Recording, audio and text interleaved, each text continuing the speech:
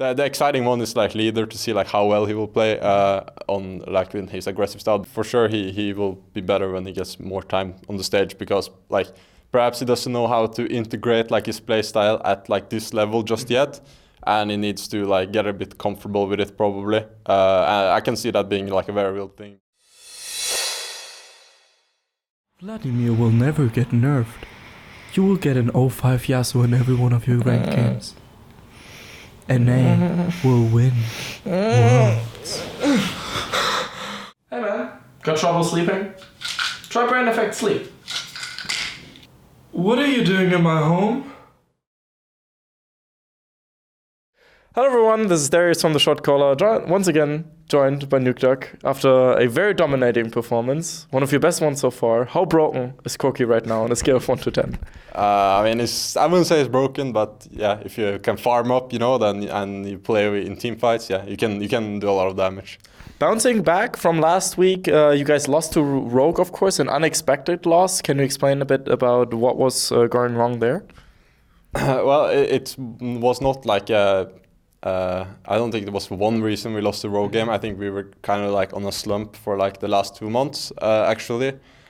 We just don't play as well, and yeah, we were just kind of out of it. We tried some different play styles, didn't work, and when we also went to LA, and we didn't practice really at all. So I think we were just behind them, like in skill and in meta. So yeah, right now we are just basically working really hard to try to get out of the slump, because we know that we are better than those teams that are similar with us in the standing. We know that if we work hard, we will beat them in playoffs easily. So is there a specific reason for the slump? Can you pinpoint 2 factors? Well, we kind of try to maybe do too much all the time, and yeah, we kind of just lost track of some basic stuff that we took for granted, and then it took a bit of time to get into it, and also we just didn't improve as well, probably at the like we just we decayed our skill, I guess that's how you say it. Yeah. And yeah, so it's not really just like one thing, but yeah, combined with that and not that much practice in America, but we were already slumping before that, but that just enhanced it, right? And yeah, so now we're just trying to get back in form. Bunch of factors compiling, of course, in that situation. So we had a lot of mid laners making their debut in LEC now, a lot of young mid laners coming in. For example, MagiFelix played today. Lider, even though he had some games before, also is now like the starting mid laner of Misfits. What do you make of all of these mid lane talents coming into the league, and how highly do you rate them? And last split, Abedage, Humanoid, Nemesis, a lot of people coming in the mid lane in particular. Yeah, no, I think they're all good, and I think like mid is pretty competitive, and so I think if you like play bad, there is usually like easily guys that are like really trying hard and talented people that can come in. But as to how I rate them, I think they're all good. Obviously, Larsen is like he's like consistently performing well, so I would say he's playing pretty well, and yeah, I think they're all solid. I don't see like they don't have that like crazy rookie power as we have seen like before, but that's probably harder to pull off nowadays. But yeah, they're all solid. I know Felix, he actually like subbed in for us because I had like a wrist problem last December, right? And we were doing a boot camp, and I was just with the team, but he was playing the games because I couldn't play, and he's like a very good player. Even back then, he was doing like very, very well against like all the LEC teams, and Lider is also good. Yeah, I think they're all good. The exciting one is like Lider, to see like how well he will play on like in his aggressive style, because Felix just plays like he plays really standard. He plays around the team, but he plays very well and very well mechanically at the same time. But he doesn't have his own play style. But yeah, so he's good, Larsen is good, and I'm excited to see like Lider as well. Right, Lider of course had some unfortunate games so far. I mean, when you go up against Caps, that's also an unlucky situation to be in, I guess, as a rookie. Right, yeah. But overall, you're still excited to like see him in the future, and kind of he needs to get his game going, get used to the stage, but then he should be definitely up there. Yeah, I think for sure he will be better when he gets more time on the stage, because like perhaps he doesn't know how to integrate like his play style at like this level just yet, and he needs to like get a bit comfortable with it probably. I can see that being like a very real thing because there is no one that can kind of teach him to do that because he has like his own playstyle. And it's like up to him to make it work, right? It's not like a coach teaches you like what kind of macro the team wants to play or something like that. Right. So I spoke with Larson last week after they beat you guys, and he was like, well, I grew out this beard only for the Battle of the Gingers in the mid lane. How sad are you that you lost that very important unofficial world champion Ginger mid lane belt as well? No, it's not too bad. I mean, like, if it's like jokingly, like, I wasn't too sad about it. We knew, like, if anything, it's just, we knew we were, like, playing bad at this point.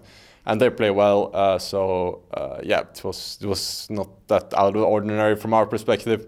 Just we were kind of off, and we still kind of are. But we had a good game today, but it doesn't mean we're fully back. Yeah, I mean SK is really having some off weeks on that regard as well. Yeah. So overall, where would you realistically rank Origen right now compared to other teams? Not like ignoring the actual standings, but looking at the fact that Origen is still trying to find its way. Are you like scared that hey, if you match up against someone like Misfits, for example, right now, that might be a dangerous opponent?